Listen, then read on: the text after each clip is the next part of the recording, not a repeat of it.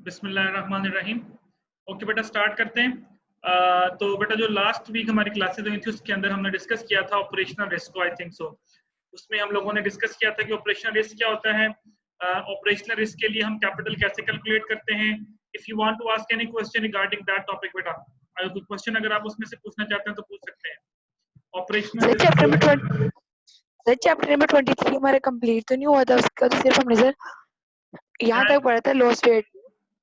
Sir loss rate ही loss वहीं तक करना था जहां तक हमने पढ़ा था। लॉस वेरिटी और लॉस जो थी हमारी फ्रीक्वेंसी, वहीं तक हमने करना था उसको। ठीक है सर, ठीक हो गया। तो जी आज सर। मैंने चैप्टर 12 में से एक क्वेश्चन पूछना था आपसे। चैप्टर नंबर 12 में से जी बेटा पूछे। जी सर, वो हमने जो नॉर्मल डिस्ट्रीब्यूशन की आपने वैल्यूज हमें लिखवाई थी ना, तो जी, जी। आपने 99% पे 2.576 लिखवाई थी। तो जब क्वेश्चंस में उन्होंने 2.33 से किया हुआ है तभी मेरा आंसर नहीं ठीक आ रहा। आपने बेटा जो टेबल की वैल्यूज होती हैं वो यूज कर सकते हैं। अगर उन्होंने यूज किया तो इट्स ओके, दोनों तरह से ठीक होगा। वो वाली वैल्यू भी ठीक है, वो वाली वैल्यू भी ठीक है। ये लेकिन पॉइंट्स वो तो उन्होंने सोल्यूशन में की हुई है ना यूज, तो हमें कैसे पता चलेगा कि इन्होंने किस तरह आपको से बेटा वही वैल्यू ली है। वैल्यूज यूज करनी है जो मैंने आपको बोली है। That's it. अगर जी मैं सर। आपको 99 कहूंगा तो आपने वही वैल्यू यूज करनी है जो 99 के ऊपर आपको लिखवाई गई है। चलें ठीक है सर। ठीक हो गया। और इसके अलावा बेटा जी सर। क्वेश्चन। नो सर, बस यही पूछना ओके, था। आज का बेटा जो हमारा टॉपिक है that is enterprise risk management. ये अब एक दो टॉपिक हमारे थ्योरी के टॉपिक्स हैं, उसके बाद फिर एक हमारा मेन टॉपिक है बेटा इकोनॉमिक ऑर्डर क्वांटिटी एंड उसके अंदर हम लोगों ने इकोनॉमिक कैपिटल से बोलते हैं कि it's not cost accounting topic, it's economic capital को हम डिस्कस करेंगे, जिसके अंदर मैं आपको न्यूमेरिकल की फॉर्म के अंदर इकोनॉमिक कैपिटल कैलकुलेट करना सिखाऊंगा। लेकिन उससे पहले एक दो टॉपिक्स हमारे थ्योरी के, जिस तरह आज एक टॉपिक हमारा थ्योरी का, हम पहले इसको डिस्कस करेंगे। एक छोटा सा टॉपिक और है थ्योरी का, उसके बाद फिर वो मेन टॉपिक होगा न्यूमेरिकल का, जो हम डिस्कस करेंगे इन दोनों टॉपिक्स के बाद। फर्स्ट ऑफ ऑल बेटा एंटरप्राइज रिस्क मैनेजमेंट क्या होता है जी, एनीवन?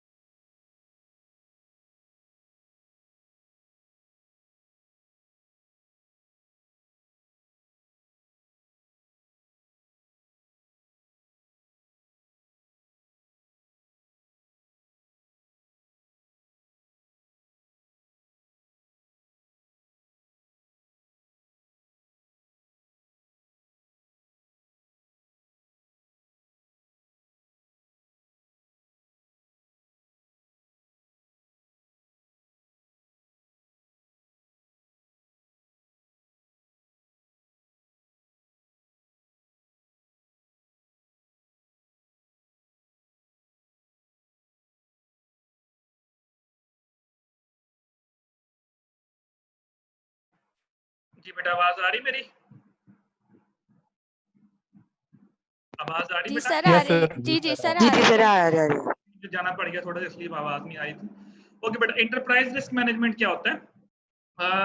जिस तरह बेटा हम लोगों ने रिस्क मैनेजमेंट डिस्कस किया था कि रिस्क को हम प्रॉपर तरीके से मैनेज करते हैं, इसी तरह ईआरएम जो है अगर हम इसको डिफाइन करें तो बेटा हर वो रिस्क कंपनी के अंदर जो अपर मैनेजमेंट से लेके, यानी जो अपर मैनेजमेंट है हमारी जो स्ट्रेटजीज डिसाइड करती है वहां से लेके गोल अचीवमेंट तक, जितने भी हमें रिस्क फेस करने पड़ेंगे, those risks are called enterprise risk management. अगर आप इसकी डेफिनेशन पढ़े तो ये देखिए आपके सामने लिखी हुई है डेफिनेशन कि risk management is a process effected by an entity board of directors, management personnels applied in strategy setting and across the enterprise designed to identify potential events that may affect the entity। यानी board of directors हो गए, उनकी वजह से कोई potential event आ सकता है, आपके स्ट्रेटेजी गोल हो गए जो आप गोल डिसाइड करते हैं, आपके पर्सनल जो लोग काम करते हैं, आपके जो आप लोग किसी चीज को अचीव करने के लिए जो प्लानिंग करते हैं, वहां से लेके आपके सीईओज इवन के सारे बेटा जो चीजें जिनकी वजह से आपका रिस्क जनरेट हो सकता है, और ये चीज चेक करना कि हमें फ्यूचर में इनकी वजह से कौन से रिस्क फेस करने पड़ सकते हैं। This thing is called ERM, enterprise risk management. अब ये देखिए यहाँ पे लिखा भी हुआ है and manage risk to be its within risk appetite. Risk appetite बोलते हैं रिस्क बाउंड्रीज को, यानी आपने आइडेंटिफाई करना है कि हमें फ्यूचर में कौन कौन सा रिस्क फेस करना पड़ सकता है, नंबर 1, और देन आपने उस रिस्क को प्रॉपर तरीके से मैनेज करना है with in its risk boundaries, और आपने रिस्क बाउंड्रीज के अंदर रहते हुए उसको मैनेज करना है। This concept is called enterprise risk management. और डेफिनेटली बेटा जब आप उसको आइडेंटिफाई करेंगे देन बेटा आप उसको रिस्क बाउंड्रीज के अंदर सेटल डाउन करेंगे। अब आगे देखें, to provide reasonable assurance regarding the achievement of entity objectives, तो आप अपनी ऑर्गेनाइजेशन के जो गोल्स हैं उसको अचीव कर सकते हैं। यानी अगर इसको हम आसान अल्फाज में बेटा डिफाइन करें तो क्या बनेगा कि एंटरप्राइज रिस्क मैनेजमेंट एक प्रोसेस का नाम है जो कि इफेक्ट होता है किसकी वजह से, बोर्ड ऑफ डायरेक्टर्स की वजह से, आपके पर्सनल की वजह से, आपके स्ट्रेटेजिक प्लानिंग की वजह से, और आपने क्या करना है इन सब की वजह से जो आपका इफेक्ट हो रहा है उसके लिए आपने रिस्क को आइडेंटिफाई करना है, देन आपने उस रिस्क को कैसे मैनेज करना है within the risk boundary so that we can achieve our organisational goal, ताकि हम अपने जो ऑर्गेनाइजेशन का गोल है उसको अचीव कर सकें। स्ट्रेटेजी क्या होती है वैसे? What does mean by strategy एक वे होती है जो हमें बताती है कि हमने अपने गोल्स को, हमें पता है कि हमने गोल्स को अचीव करना है, लेकिन गोल्स को अचीव करने के लिए हमने कौन सा वे यूज करना है, ये हमें स्ट्रेटजी बताती बिल्कुल है। ऐसे ही बेटा, जिस तरह आप कहते हैं जी हमने जी क्रिकेट का मैच है जी, तो हमने ये क्रिकेट का मैच खेलना है, तो आप कहते हैं जी स्ट्रेटेजी बना लें जी कि पहले ओपनर ये करेगा, अगर ये पहले इतने स्कोर में आउट हो गया तो हम ये करेंगे, पहले बैटिंग करनी है, पहले बॉल, ये सारी आपकी स्ट्रेटेजी है। मकसद क्या है? टू विन द मैच, कि आपने जो मैच है उसको जीतना है, यानी वो आपका गोल, मेन गोल है। स्ट्रेटेजी बेसिकली वे है, तो आपने ये भी देखना है कि कोई ऐसा तरीका ना अडॉप्ट किया जाए जिससे आपका जो रिस्क है वो बहुत ज्यादा इंक्रीज कर जाए। तो बेसिकली इस पूरी डेफिनेशन का बेटा जो सम अप है वो यही है कि आपने अपने रिस्क को मैनेज करना है, अपने रिस्क बाउंड्रीज के अंदर रहते हुए इस तरह से मैनेज करना है कि हम अपने ऑर्गेनाइजेशन गोल को अचीव कर सकें। जी बेटा, any question? No sir.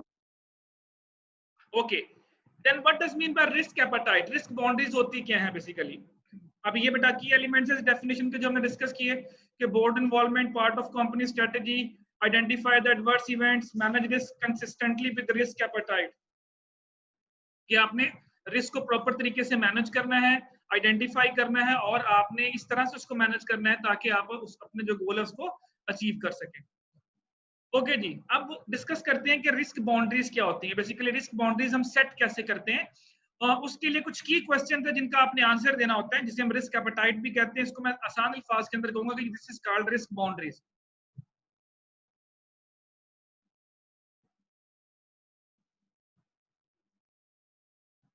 Okay, regulators require bank to develop risk appetite framework. Number 1, अब देखिए बेटा ये आपके पास रिस्क एपेटाइट के लिए जो कुछ क्वेश्चंस हैं जिसकी बेस के ऊपर आपने अपनी बाउंड्रीज को जो है वो सेट करना है। How much loss at what confidence levels are we prepared to take, या we prepared to take risk, यानी कितने परसेंट हम कॉन्फिडेंट हैं कि हम इससे ज्यादा रिस्क नहीं लेंगे, या हमें मैक्सिमम, वही वाली बात बेटा जो हमने वॉर पढ़ा था, ESF पढ़ा था, we are 95% sure, we are 90% sure that we will not lose more than this amount। तो आपने सबसे पहले बेटा कॉन्फिडेंस लेवल अपना चेक करना है, और आपने रिस्क बाउंड्री सेट करनी है कि हम मैक्सिमम कितना रिस्क ले सकते हैं। फॉर एग्जांपल मैं कहता हूँ मैक्सिमम 2 मिलियन तक का रिस्क ले सकता हूँ। इसका मतलब ये हुआ कि जो मैं अपनी स्ट्रेटेजी सेट करूंगा उसके अंदर जो मेरा मेन पर्पस होगा, वो मेरा मेन पर्पस यही होगा कि मैंने विद इन 2 मिलियन जो है वो रिस्क को टेक करना, इससे ज्यादा मैंने रिस्क नहीं लेना। What reputational risks are we prepared to take?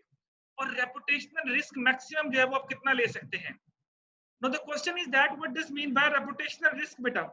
यानी अगर मैं कोई प्रोजेक्ट शुरू करता हूँ, फॉर एग्जांपल खुदा ना खासा वो प्रोजेक्ट फ्लॉप हो जाता है, तो उसके फ्लॉप होने की वजह से मेरी रेपुटेशन पे क्या फर्क पड़ेगा, मेरी रेपुटेशन कितनी डैमेज होगी। ये ना हो कि वो प्रोजेक्ट जो है वो मेरी बिल्कुल जो रेपुटेशन है उसको खत्म कर दे, और जब मेरी रेपुटेशन खत्म होगी तो डेफिनेटली बेटा क्या होगा, जब रेपुटेशन खत्म होगी तो आपके पास कस्टमर लूज होगा, और जब कस्टमर लूज होगा तो क्या होगा कि आपका जो प्रॉफिटेबिलिटी है वो लॉसेस में कन्वर्ट होना शुरू हो जाएगी। तो आपने ये चीज भी ध्यान में रखनी है कि जो प्रोजेक्ट आप शुरू करने जा रहे हैं उसमें मैक्सिमम जो है वो कितना रेपुटेशनल रिस्क इन्वॉल्व है। नंबर 3 बेटा, what credit rating risks are we prepared to take. अच्छा, क्रेडिट रेटिंग क्या होता है बेटा, अगर आप देखिए तो हर कंट्री की, हर मुल्क की, हर करेंसी की जो है वो रेटिंग होती है कि ए कैटेगरी करेंसी है, बी कैटेगरी है, ए प्लस है, बी प्लस है, ए माइनस है, बी माइनस है। इससे क्या जाहिर होता है, इससे बेटा पता चलता है कि आपका जो आपकी जो कंपनी है वो किस कैटेगरी में फॉल करती है। कितनी क्रेडिट रेटिंग बेटा आपकी अच्छी होगी तो बैंक से आपको लोन बड़ी जल्दी मिल जाएगा। इस तरह अक्सर कहते हैं कि पाकिस्तान की क्रेडिट रेटिंग बेहतर हो रही है, खराब हो रही है। बेहतर होने का मतलब ये होगा कि अगर पाकिस्तान फ्यूचर में किसी से लोन लेना चाहे तो उस पर बड़े आराम से लोन मिल जाएगा। अगर आप टाइम पे पैसे लेके टाइम पे पैसे वापस करते हैं तो आपकी क्रेडिट रेटिंग बहुत पॉजिटिव होगी। जिस तरह इसकी छोटी सी एग्जांपल ले लें क्रेडिट कार्ड की, आपने क्रेडिट कार्ड बनवाया, आप टाइमली पेमेंट करते रहते हैं, यानी जब उसकी डेट आती है, ड्यू डेट आती है, आप उसके पैसे पे कर देते हैं, तो इसका मतलब क्या होगा कि आपकी जो क्रेडिट रेटिंग है वो बैंक की नजर में बेहतर हो रही है। तो आपने ये भी देखना है कि जो प्रोजेक्ट आप शुरू करने जा रहे हैं अगर वो खुदा ना खास्ता फ्लॉप हो गया तो क्या मैं जो पैसे मैंने लोन पे लिए मैं वापस कर पाऊंगा या नहीं कर पाऊंगा, और अगर मैं नहीं कर पाया तो मेरी क्रेडिट रेटिंग के ऊपर उसका क्या इफेक्ट आएगा। अगर बेटा उसका बहुत ज्यादा नेगेटिव इफेक्ट आ रहा है तो उसका मतलब ये होगा कि फ्यूचर के अंदर भी आपको लोन मिलने के चांसेस क्या है, आपके कम हो जाएंगे। So that's why before taking the risk you have to check it out कि what kind of credit rating risk we are taking, how concentrated should we allow our risk to become। तो maximum बेटा आपने अपने risk को ये देखना है कि वो कितना कॉन्सेंट्रेट हो सकता है।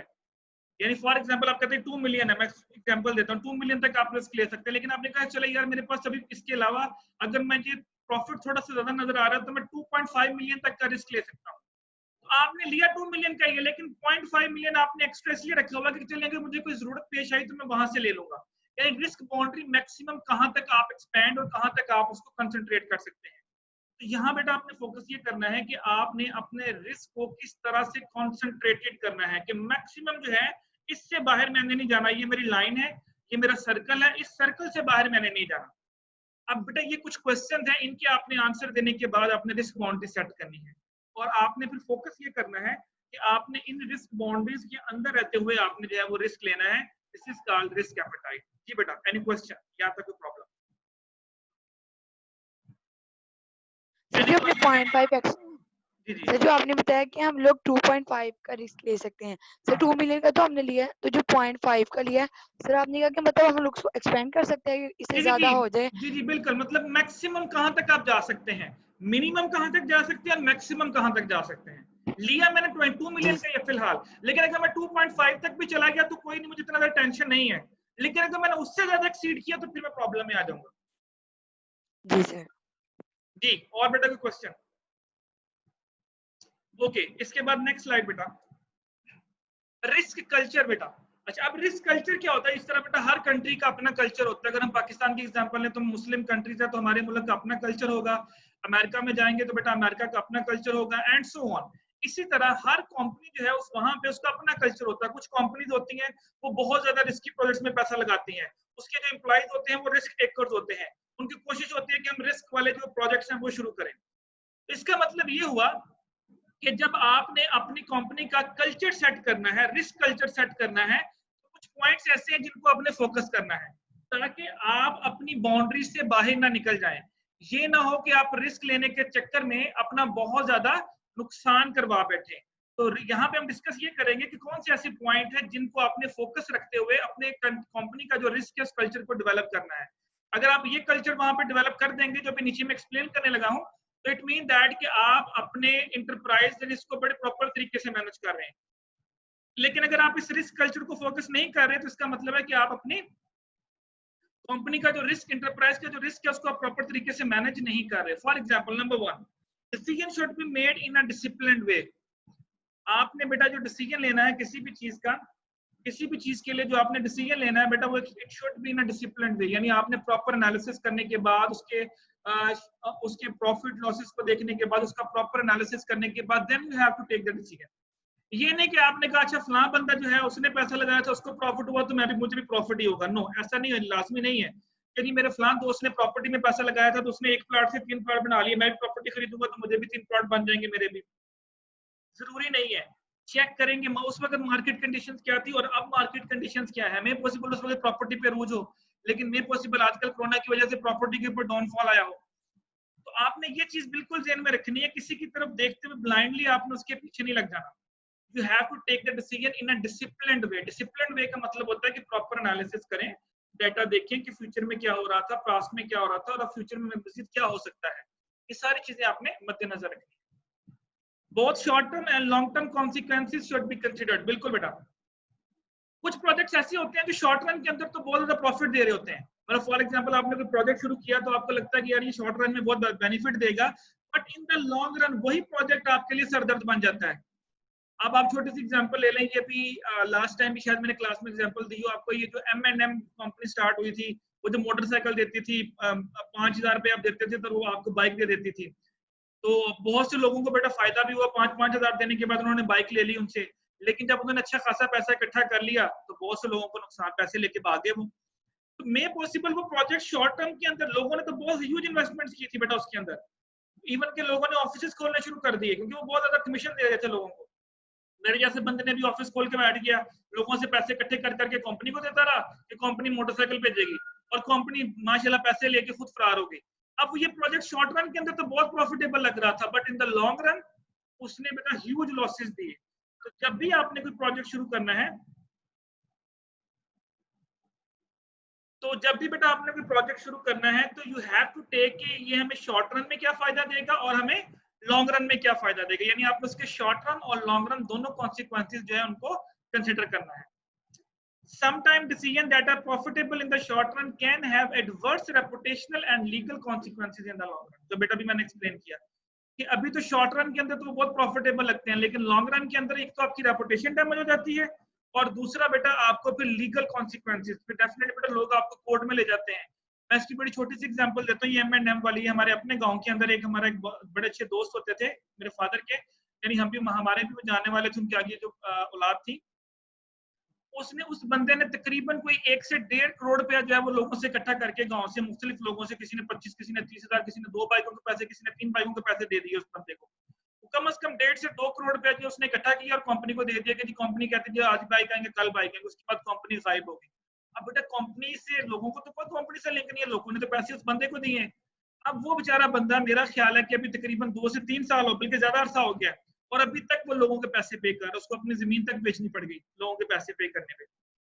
तो चेक आपने ये करना है कि जो प्रोजेक्ट शॉर्ट रन के अंदर आपको प्रॉफिट दे रहे हैं, मे पॉसिबल ये लॉन्ग रन के अंदर आपको बहुत ज्यादा, एक तो उस बंदे की रेपुटेशन भी डैमेज होगी, डेफिनेटली अब लोग उसके ऊपर ट्रस्ट नहीं करेंगे, और दूसरा बेटा अब जो पैसे नहीं देगा तो लोग उसको कोर्ट में लेके जाएंगे, तो लॉन्ग रन कॉन्सिक्वेंसेस भी फेस करने पड़ेंगे।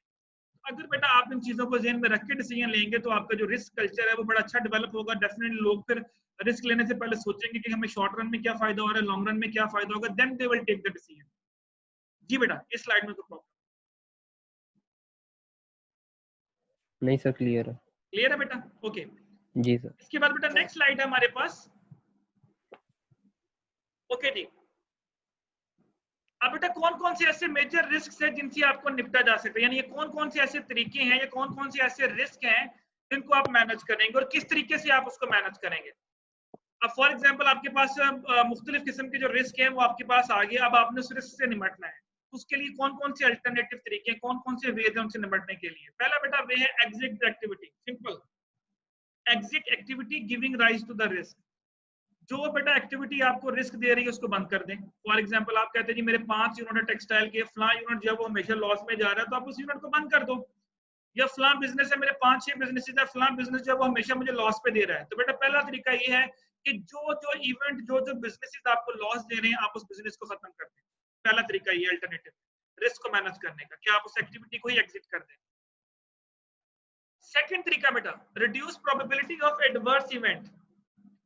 जो एडवर्स इवेंट आने वाले हैं उसकी प्रोबेबिलिटी को कम करने की कोशिश करें। और उसको कम करना कैसे कम किया जा सकता है, उसके लिए बेटा आपको मैंने एक ऑप्शन दी थी कि आप पोर्टफोलियोज बनाएं।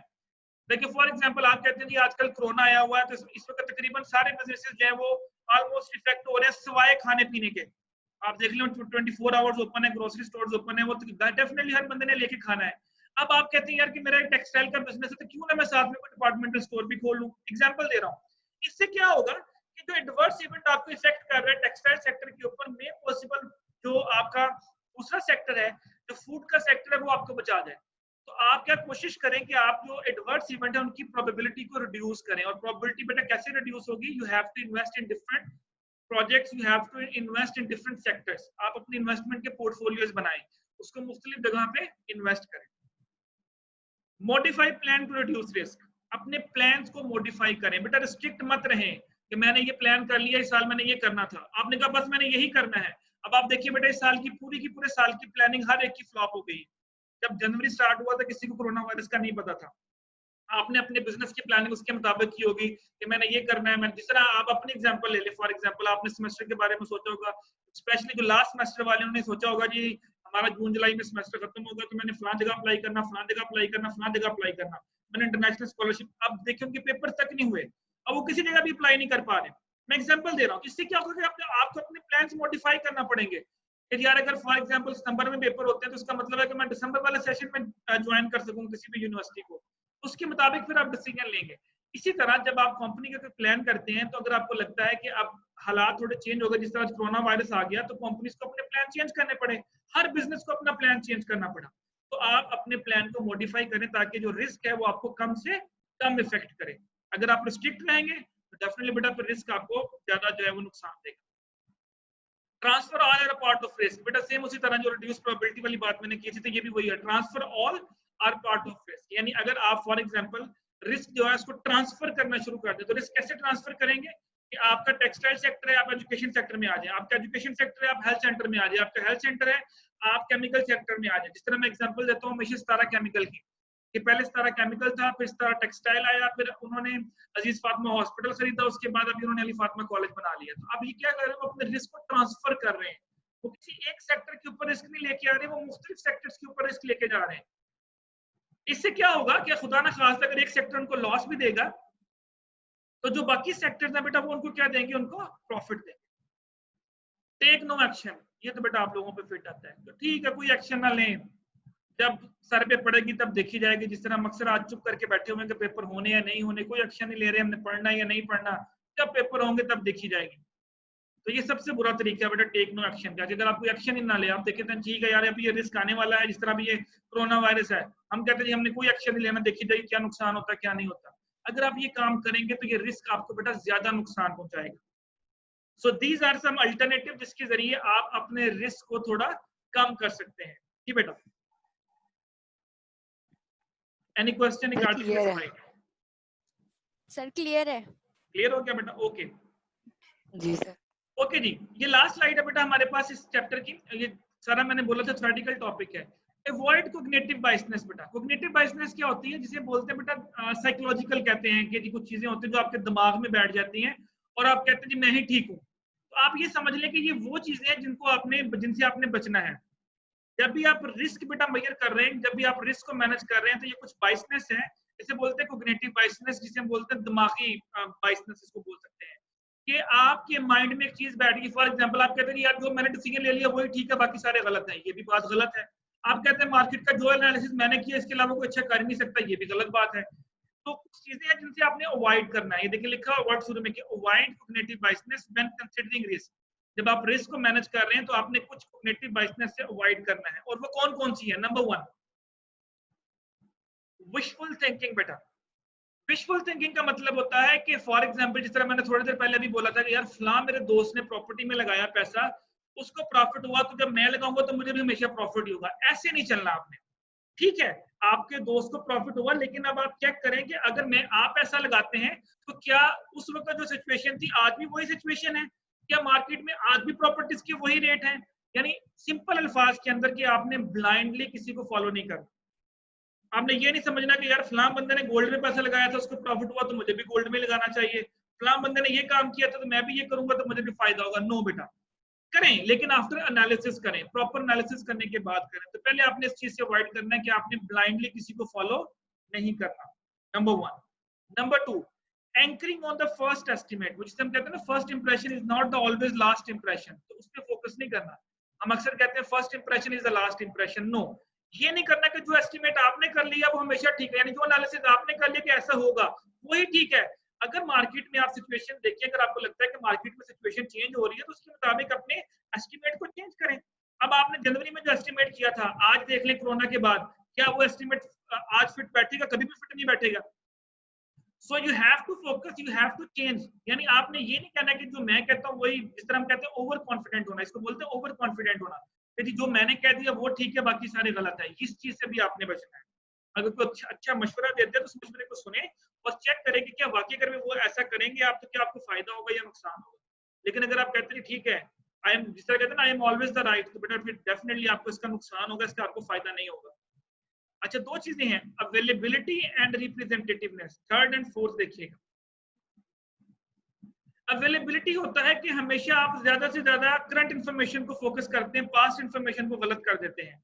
और रिप्रेजेंटेटिवनेस में आप टू मच जो है वो पास्ट को देते हैं, जबकि आप जो करंट इंफॉर्मेशन है उसको कम वेटेज देते हैं। ये दोनों चीजें गलत हैं। अगर आप सारी की सारी वेटेज करंट सिचुएशन को देंगे और पास्ट को नहीं देंगे तो भी गलत है डिसीजन। क्योंकि हो सकता है कि वो कंपनी जो पिछले 20 सालों से प्रॉफिट में जा रही थी, मे पॉसिबल आज 2-3 महीने कोरोना की वजह से वो लॉस में जा रही है, और आपने प्रेडिक्ट कर लिया ये हमेशा लॉस में जाती है, तो भी गलत है।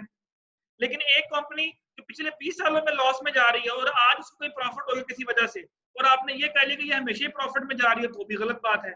यानी कहने का मतलब ये है कि टू मच जो है वो आपने लेटेस्ट इंफॉर्मेशन पे भी फोकस नहीं करना और टू मच आपने पास्ट इंफॉर्मेशन पे भी फोकस नहीं करना। क्या करना, दोनों का मिक्सचर यूज करें।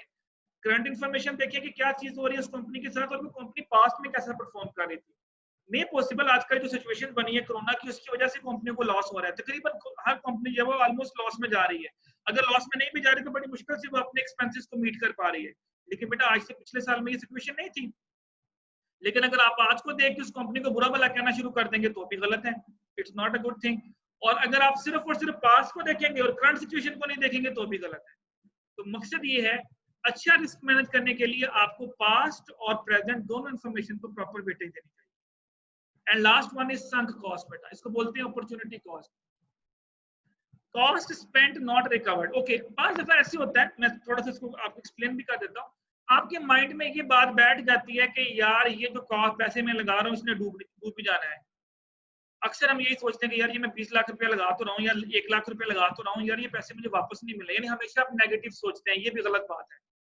अगर आपके माइंड में ये चीज बैठ गई यार ये पैसे दे रहे हैं तो लगूं लेकिन मुझे वापस नहीं मिले, जिस तरह अक्सर हम नेगेटिव सोचते हैं, तो ऐसा नहीं सोचना कि जो आपने कॉस्ट स्पेंड की है वो रिकवर ही नहीं होनी। नो, ऐसा मत सोचें।